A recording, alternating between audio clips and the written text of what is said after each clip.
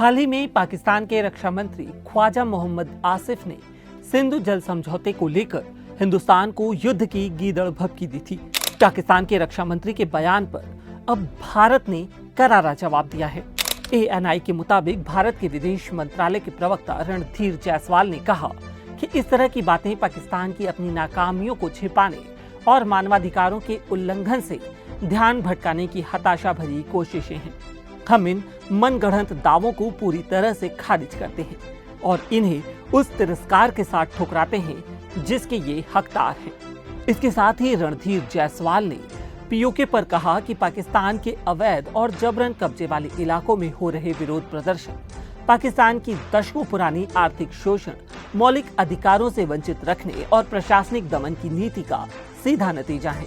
भारत के विदेश मंत्रालय के प्रवक्ता ने आगे कहा, इन इलाकों में पाकिस्तान सरकार ने पुलिस की बर्बरता, जरूरी सामान और दवाओं की सप्लाई रोकने, इंटरनेट बंद करने और निहत्थे नागरिकों के खिलाफ घातक बल का इस्तेमाल करके प्रतिक्रिया दी है।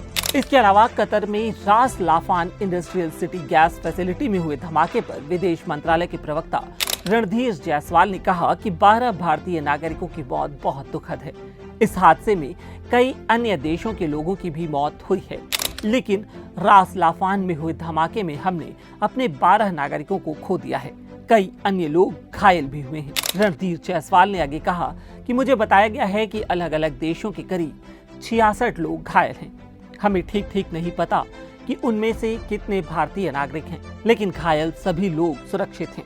हम शवों की पहचान करने और उन्हें भारत लाने के लिए स्थानीय अधिकारियों से बात कर रहे हैं। हम इस बेहद दुखद घटना में मारे गए लोगों के परिवारों के संपर्क में भी हैं। आपको बता दें कि इससे पहले भारत ने संयुक्त राष्ट्र में सिंधु जल संधि को फिर से बहाल करने पर अपना पुराना रुख दोहराया था, जिसके बाद से पाकिस्तान भड़का हुआ है।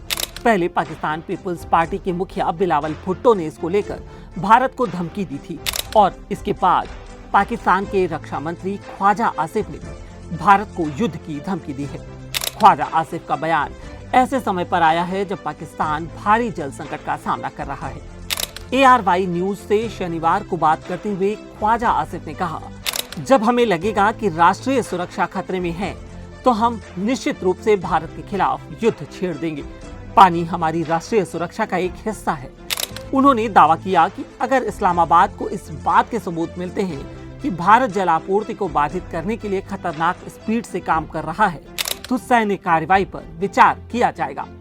इस वीडियो में इतना ही। देश और दुनिया की बाकी तमाम खबरों के लिए देखते रहिए, पढ़ते रहिए LLOram.com। शुक्रिया।